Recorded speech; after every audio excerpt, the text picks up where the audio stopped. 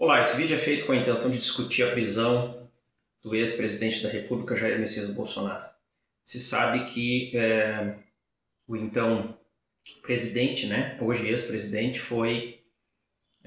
acusado de participar da tentativa de golpe de Estado protagonizada no dia 8 de janeiro de 2022. Tá? Após a derrota sua, inclusive nas urnas, para o atual presidente Luiz Inácio Lula da Silva. Embora a memória do brasileiro seja curta, como diz o ditado, muitos devem lembrar, e não é difícil hoje, por meio das redes sociais, rever as cenas que foram efetivadas por seguidores de Jair Messias Bolsonaro, que se direcionaram a Brasília, aos Três Poderes, à Praça dos Três Poderes, por meio de vários ônibus que se deslocaram de várias regiões do país e acabaram, então, atuando no sentido de destruir patrimônio público, invadiram os poderes, depredaram os poderes, as imagens são claras sobre isso, as imagens que foram feitas, resistiram aos seguranças que estavam na Praça dos Três Poderes, que tentaram impedir a entrada desses grupos lá. E tudo isso, então, desencadeou um processo feito posteriormente que levou, dentre outras coisas, a própria Procuradoria-Geral da República a fazer a acusação de certos agentes, dentre eles o ex-presidente Jair Messias Bolsonaro, no sentido de ter contribuído, digamos assim, incentivado ou feito parte de alguma forma dessa tentativa de golpe. Bom, ele acabou sendo condenado a 23 anos de prisão, por conta disso. Um processo que ainda está passando por encaminhamento de recursos, que ainda não foram finalizados, mas que, enfim, e muito provavelmente redundarão, sim, na prisão, no encaminhamento da prisão do ex-presidente. O que é possível falar sobre esse fenômeno do ponto de vista da sociologia, que é o que nos interessa aqui? Eu acho que pelo menos dois elementos devem ser levados em consideração. O primeiro deles é o fato de que os eventos de 8 de janeiro de 2022, que provavelmente nós não nos lembramos de terem acontecido algo do gênero nas últimas décadas, ou seja, instituições que são símbolo da democracia, o poder executivo, o legislativo, o próprio judiciário, serem alvo de ataques de grupos numerosos e, ao mesmo tempo, esses ataques estarem relacionados à eleição que foi feita, no caso aqui de 2021, final de 2021. Então tudo leva a crer, pelos próprios acontecimentos e etc., e depois apurados os acontecimentos pelos depoimentos e etc.,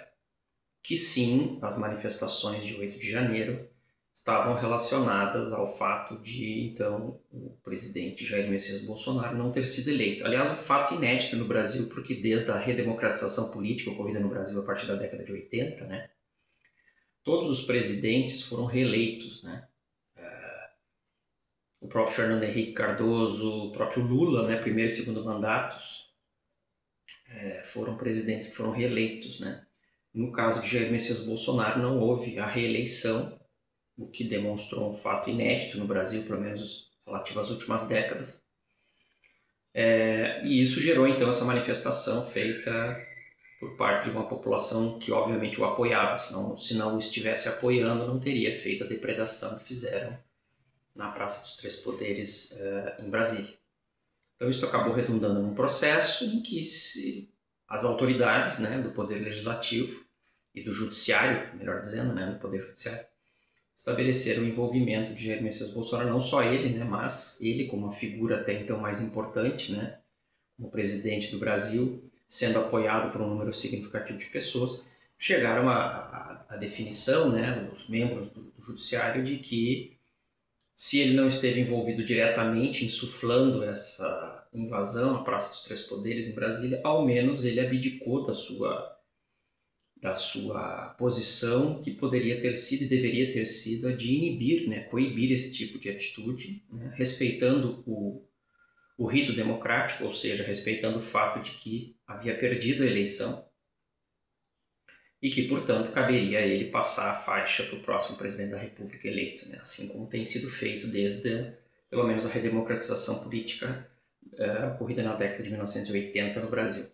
Esse é o primeiro elemento, né? O segundo elemento é pensar como isso afeta, né,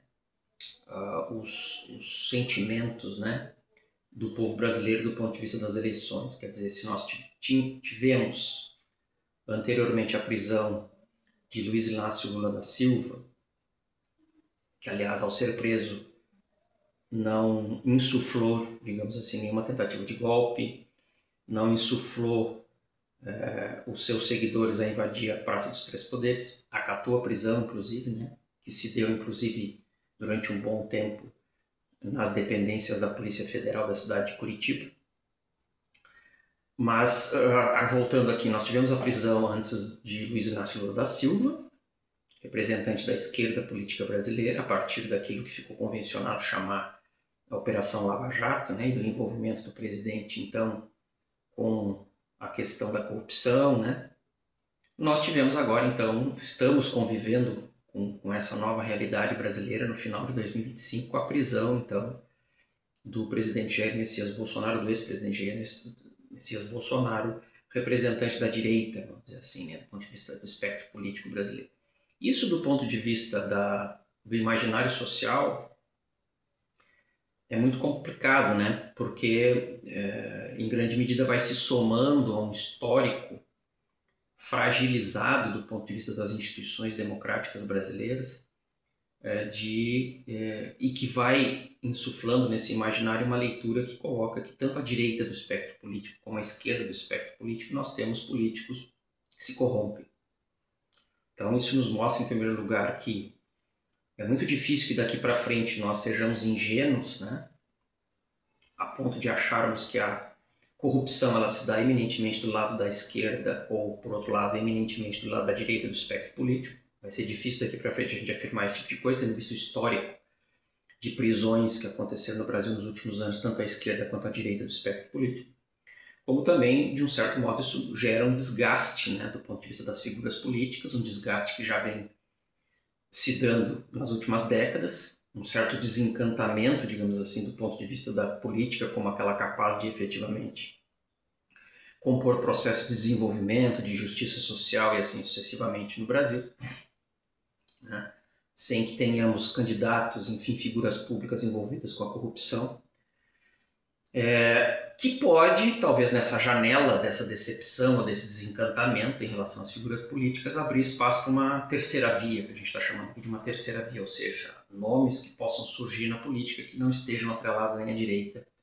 nem à esquerda, que possam apresentar, ou pelo menos se apresentar do ponto de vista da propaganda política como alternativas diante dessa realidade brasileira, né? Então abre-se aí possibilidades de